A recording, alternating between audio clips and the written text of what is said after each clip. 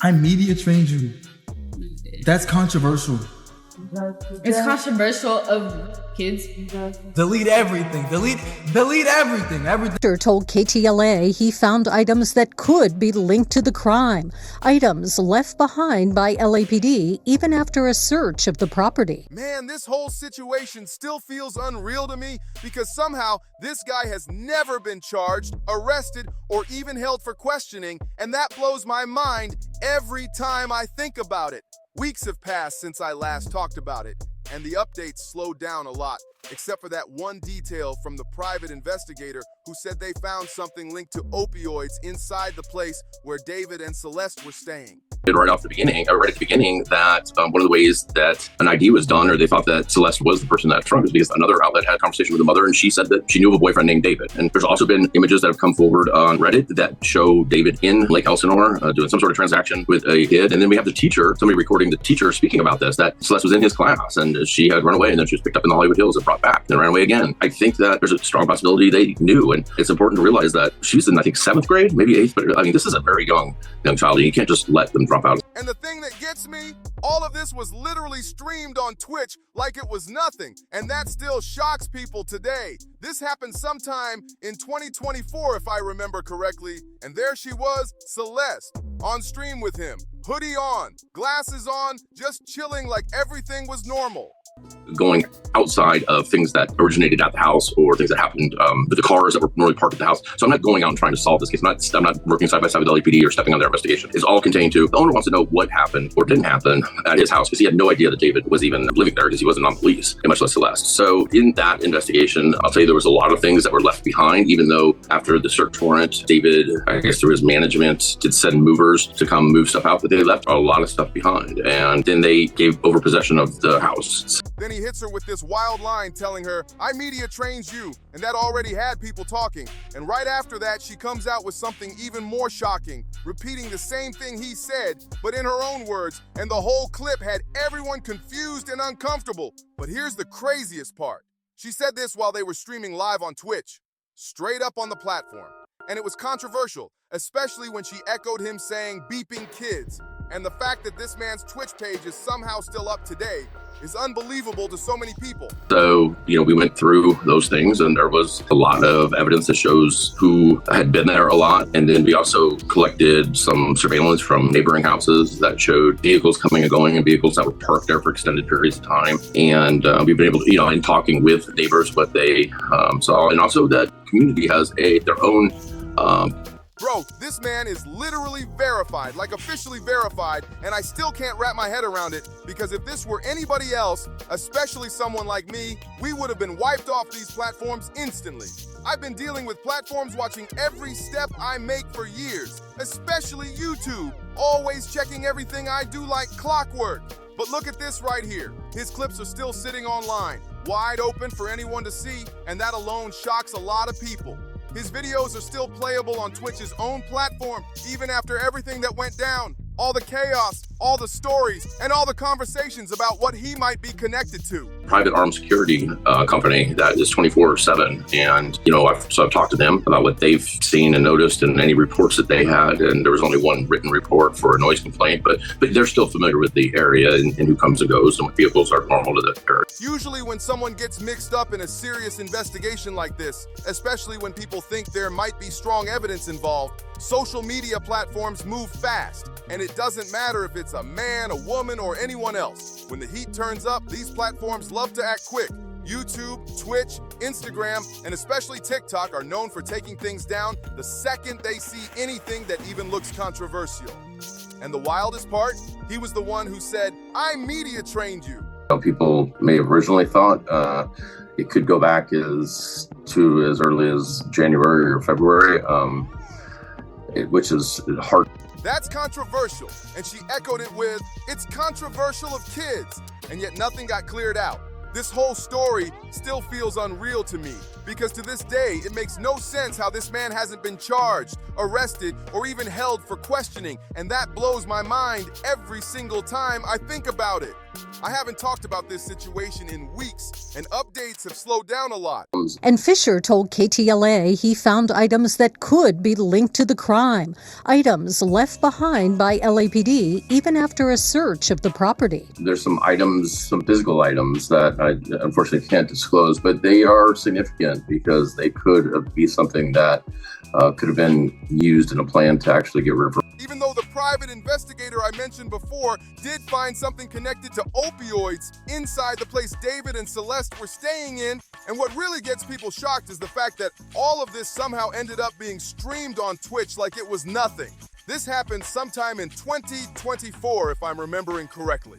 And you can clearly see Celeste sitting there on stream with him, hoodie on, glasses on, just chilling while they went live. Then it gets even wilder because he's the one who says, "I media trained you." That's controversial. And right after that, she repeats it and adds, "It's controversial of kids," which had everybody confused and uncomfortable when the clip started spreading around. The craziest part is that she said this while he was live on Twitch's own platform, and the way she echoed beeping kids made the moment even more alarming, yet somehow his Twitch page is still sitting there today like nothing ever happened. It shocks people because most creators would have been taken down instantly after something like that. And here's the part that really stands out. Body. Fisher also says he's uncovered interesting video from neighborhood security cameras that he's handed over to LAPD. He says he knows who was driving the car when it was abandoned in late July, presumably with the body in the trunk. I'm certain I know who it is. I can't say, but there is surveillance from the 29th, and I'm certain I know who this. He is literally verified on the platform, officially verified, and the fact that he still has all of this up is unbelievable. If this were anyone else, especially someone like me, I would have been banned a long time ago because these platforms watch every move I make, especially YouTube. When you look at this, it's unbelievable because his videos are still fully available for playback on Twitch's platform, even after everything that has come out about this situation. After all the drama, after the stories, after all the conversations about what he might be mixed up in, his page stays untouched, and that shocks a lot of people. Autopsy showed no obvious cause of death. Investigators now are waiting for toxicology reports. It's been almost 7 weeks since Celeste's body was found. No arrest and no suspects. David, real name David Anthony Burke, has not commented, but he did cancel his world tour, and he has not been seen in public since then. It's been shocking how silent he's been for somebody that really lived online. And not only him, but the people around him and his immediate orbit, they've gone. Most of the time, when someone gets tied to a serious investigation, especially when people believe there might be strong evidence of a possible crime, platforms act fast. And it doesn't matter who the person is, man, woman, whoever, when things get serious, social media companies usually don't hesitate at all. YouTube, Twitch, Instagram, and especially TikTok are known for taking down whole pages the moment things get too controversial, and they do it without blinking. Seeing someone stay online during a situation like this shows how uneven everything really is, and it makes it obvious that this space is not a level playing field.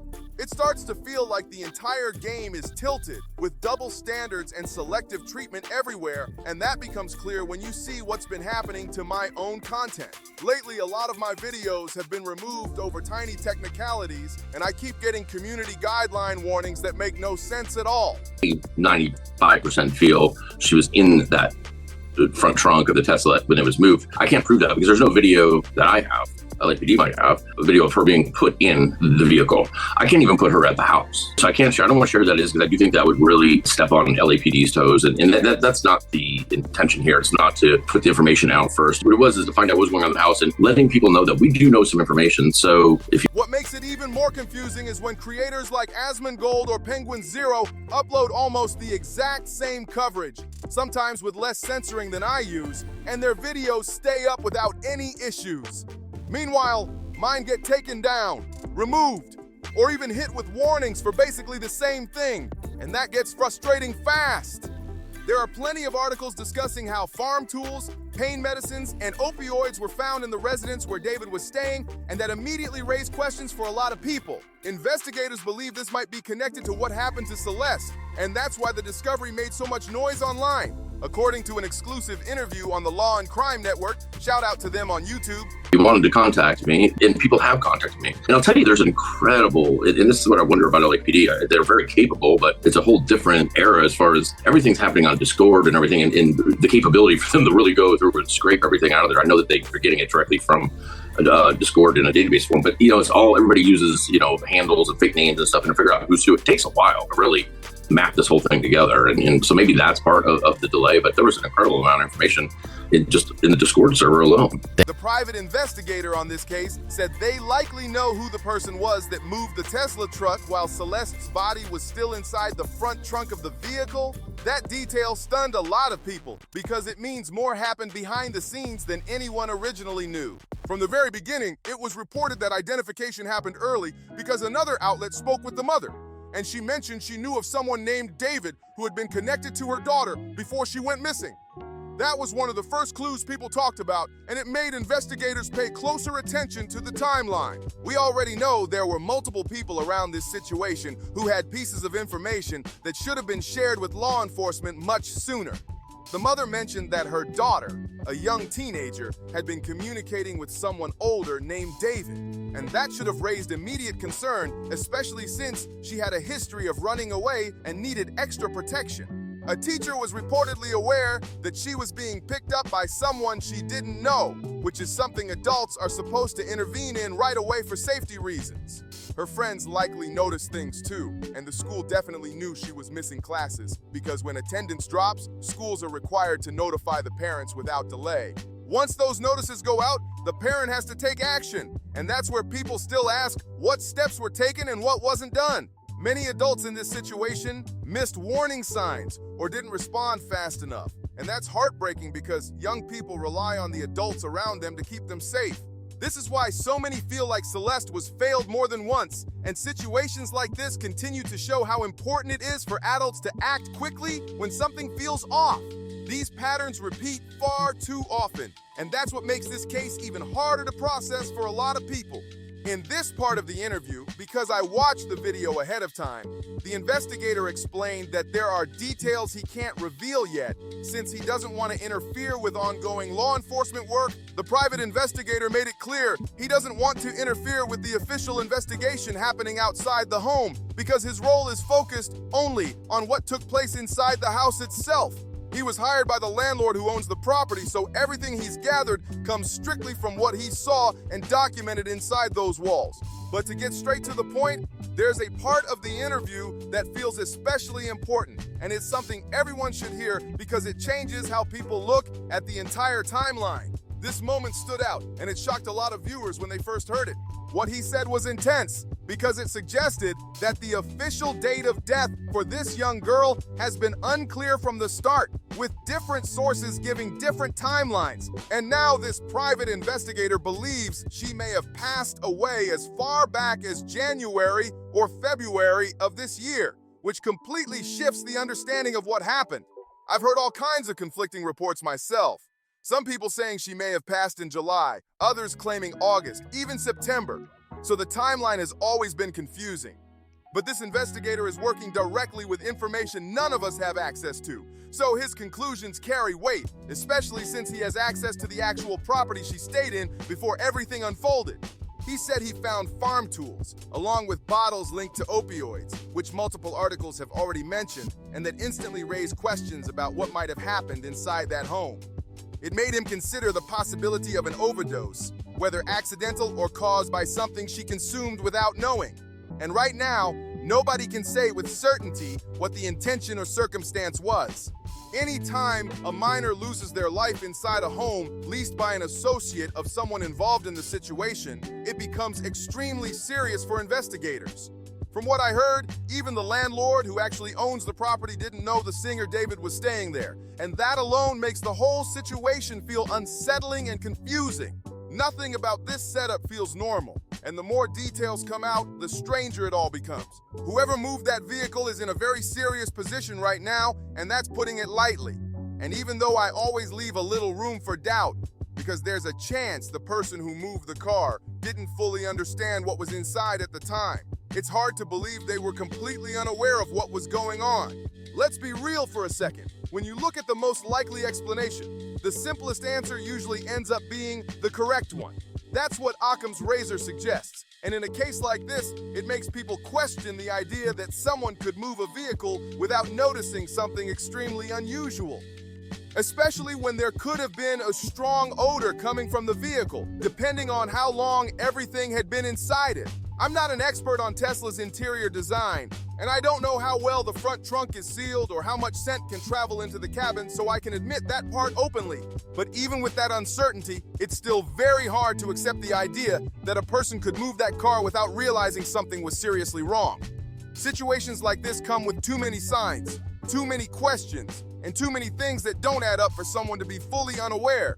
It's unbelievable to me that this man hasn't made a single public statement to defend himself, not even a short post addressing the situation.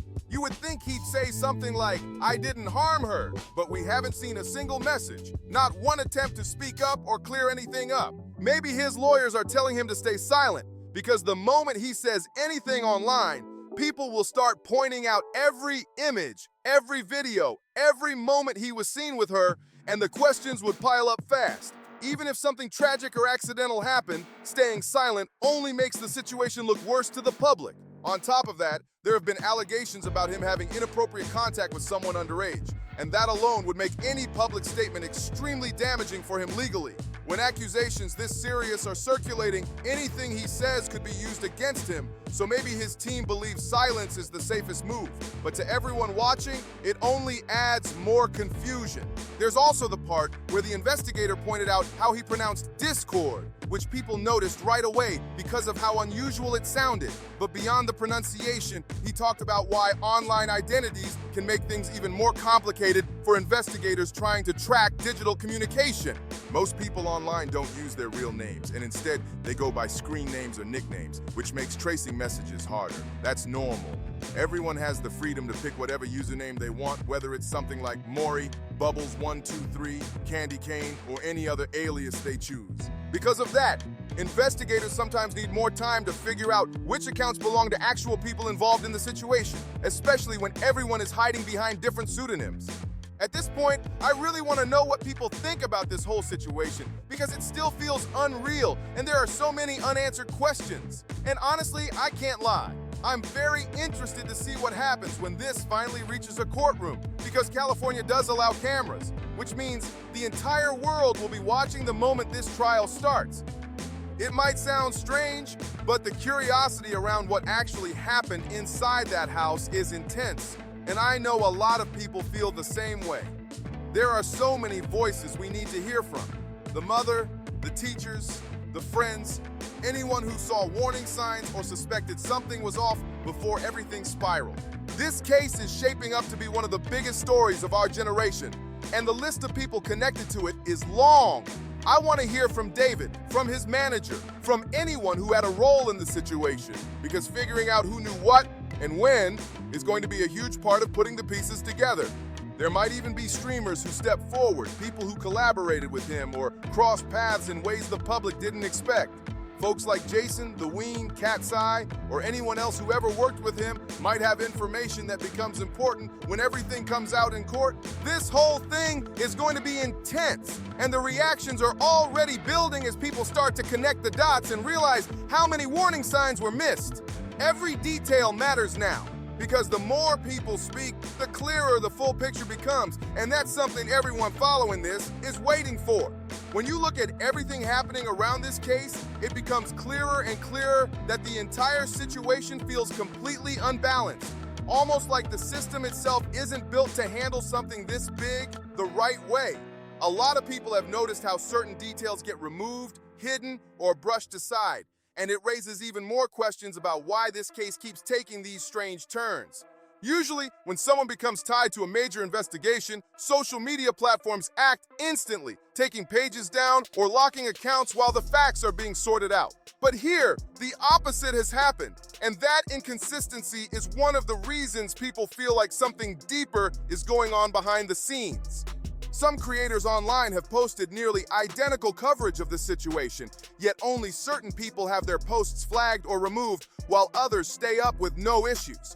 That kind of uneven moderation makes the public wonder why some voices get restricted while others remain untouched, especially when they're all talking about the same events. Meanwhile, the pages connected to the main person involved in this situation have barely shown any movement. No updates, no explanations, no attempts to clarify anything. And that silence is becoming impossible to ignore. His follower count has slowly dropped under 2 million again, but what stands out the most is how everything around him feels frozen in place, like the story is stuck between what's known and what's still being hidden. Every time more information comes out, the case only gets more confusing because nothing matches the standard way these situations usually unfold. And when a case this serious keeps drifting in unpredictable directions, it makes everyone watching even more determined to understand what truly happened. His follower count used to sit above 2 million, but now it's slowly dropped and stays around 1.9 to a little over 2 million, which isn't surprising considering the situation he's in. People are watching closely, and the numbers reflect how the public reaction keeps shifting every time another detail comes out. Multiple articles have already reported that farm tools and bottles connected to pain medicine or opioids were found inside the residence where David had been staying, and that discovery made the entire case even more serious. Investigators believe this might be connected to what happened to Celeste, and that possibility has changed how people view everything. According to an exclusive interview on the Law and Crime Network, the interview with the private investigator directly involved in this case, they now believe they know who moved the Tesla while Celeste's body was still in the front trunk of the vehicle. That revelation shocked a lot of viewers because it means someone made a major move during a critical moment. From the very beginning, reports said that part of the identification process started when another outlet spoke with the mother, and she mentioned her daughter had been communicating with someone named David before she disappeared. That detail immediately raised concern because she was a young teenager, and adults have a responsibility to step in and protect young people who might be in risky situations. There were several individuals connected to this situation who had bits of information that should have been reported to law enforcement much earlier, and that's one of the biggest conversations happening now. The mother knew her daughter had run away multiple times and was in contact with someone older, and that should have triggered immediate action for her safety. Many people around her, teachers, friends, school staff, had pieces of the puzzle, and looking back, it's heartbreaking to see how many opportunities were missed by adults who could have helped sooner. The teacher was aware that she was being picked up by an older individual in front of the school, and that alone should have raised immediate concern because adults are supposed to protect young people when something feels off. Her friends likely noticed things too, and the school definitely knew she wasn't attending classes, which means the attendance system would have alerted someone right away. When a young student misses too many days, the school is required to notify the parent, and if that happened, the next question becomes what actions were taken afterward. Looking back, there were many adults around her who had pieces of information that should have been treated as serious warnings, and it's heartbreaking to see how many chances there were to step in sooner. Situations like this show how vulnerable young people can slip through the cracks when the adults around them don't move fast enough, and that reality hits hard because this isn't the first time a case like this revealed the same pattern. It's painful to think about how many lives could be protected if warning signs were acted on immediately. During this part of the interview, because I watched the video beforehand, the investigator explained that there are key details he can't reveal yet, since he doesn't want to interfere with the ongoing law enforcement work. He made it clear that certain parts of the case need to remain sealed until police give permission, which shows how sensitive the situation is right now. He also said his job is focused only on what happened inside the house, not outside of it, because he was hired by the landlord who owns the property. All the clues he gathered came strictly from what he found inside that home, and he doesn't want to step outside his role while the official investigation continues. He now believes she may have passed away as early as January or February of this year, which is a drastic difference from the other reports people have heard. I've seen claims saying July, others suggesting August or even September, so hearing this new estimate changes everything and leaves the whole situation feeling even more uncertain. The investigator has access to information none of us can see, and he was inside the actual property where she stayed, giving him insight that the public never had.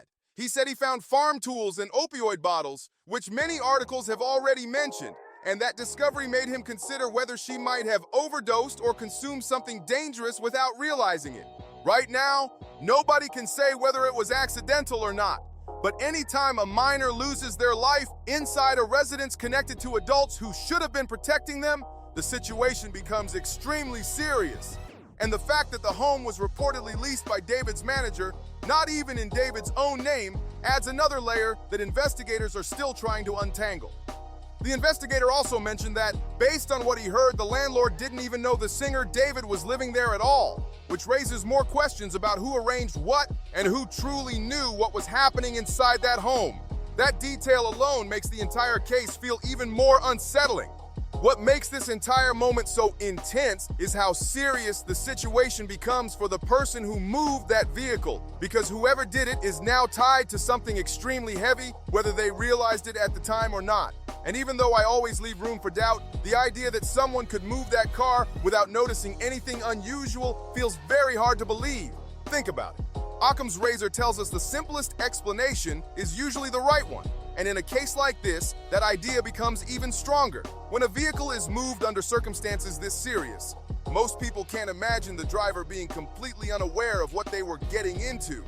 There could have been signs, maybe even a strong odor depending on how long everything had been sitting inside that trunk, and anyone around a situation like that would normally recognize something was wrong. I'm not an expert on Tesla design, and I don't know exactly how sealed the front trunk is or how much scent circulates, but even with that uncertainty, the idea of total ignorance just doesn't sound realistic.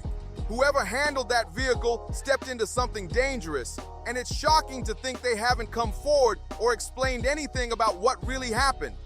The silence surrounding that part of the story makes everything feel even more suspicious, because it's one of the most important moves in the timeline. And what still blows my mind is how the main person in the center of all of this hasn't made a single statement, not even a small message trying to defend himself or clarify anything. No explanation, no denial, no attempt to address the questions that everyone has been asking. You would think he'd at least make one simple statement online. Something like, "I didn't harm her," just to address the questions everyone keeps asking. But he hasn't said a single word, and that silence speaks louder than anything right now. Maybe his lawyers told him not to post anything, because the moment he says a single sentence, people will flood him with every image, every clip, every moment he was seen with her before everything happened. Even if something tragic happened that wasn't intentional, he knows the situation around him is extremely serious, and anything he says publicly could be used against him. There have been allegations suggesting he had inappropriate contact with someone underage, and that alone would make any statement extremely damaging in court, which is probably why his legal team keeps him quiet. To the public, the silence only makes everything feel worse, because the case already looks terrible for him, and saying anything now would only lock him deeper into the spotlight. At this point, being silent almost seems like his only option, even though it leaves everyone with even more questions. It's also interesting how the investigator pointed out the way he pronounced Discord, which caught people's attention. But beyond the pronunciation, the bigger point he made was about online identities. Most people online don't use their real name. They use pseudonyms, screen names, nicknames. And that makes tracking certain messages way harder than people think. No one is going to post something under their government name online, so investigators have to sift through usernames like Maury, Bubbles123, Candy Cane, or anything else someone decides to call themselves. Everyone chooses their own identity in the digital world, and that freedom makes it more complicated to trace who said what and when. This case is so heavy that watching it finally unfold in court is going to feel unreal, because the moment this trial begins, we're finally going to see the parts of the story that have been hidden for months. And since California allows cameras inside courtrooms, the public will get to see every moment, every statement, and every detail that explains what really happened inside that house. There's a deep curiosity around this case, not because it's entertainment, but because the truth has been buried under so many mixed reports and confusing timelines. People want to hear what the mother will say, what the teachers will say, what the friends will say, and what the adults around her noticed before everything took this tragic turn. This might end up being one of the biggest cases of our generation, because it shows how many signs were missed and how many people had information they didn't act on. Hearing from David's manager, from David himself, and from every person connected to those final days will be crucial for understanding the full picture. There are also creators and streamers who worked with him, people who might have seen things the public never knew about. Names like Jason, the Ween, or Cat Sai could end up becoming part of this once people start speaking, especially if they were close enough to see unusual behavior that didn't make sense at the time. What really stands out is how many individuals might have known something was wrong but stayed quiet, and that silence is now one of the biggest questions in this entire investigation. Understanding who noticed danger, who ignored the signs, and who failed to act will be a huge part of uncovering how things reached this point. The deeper the case gets, the more people realize how layered and confusing everything truly is, and that's why everyone is locked in, waiting for the moment the truth finally comes out in full view. And with that said, if you want to keep following this story with me, make sure to like the video, subscribe to the channel, share it with someone who needs to hear this, and I'll see you in the next one.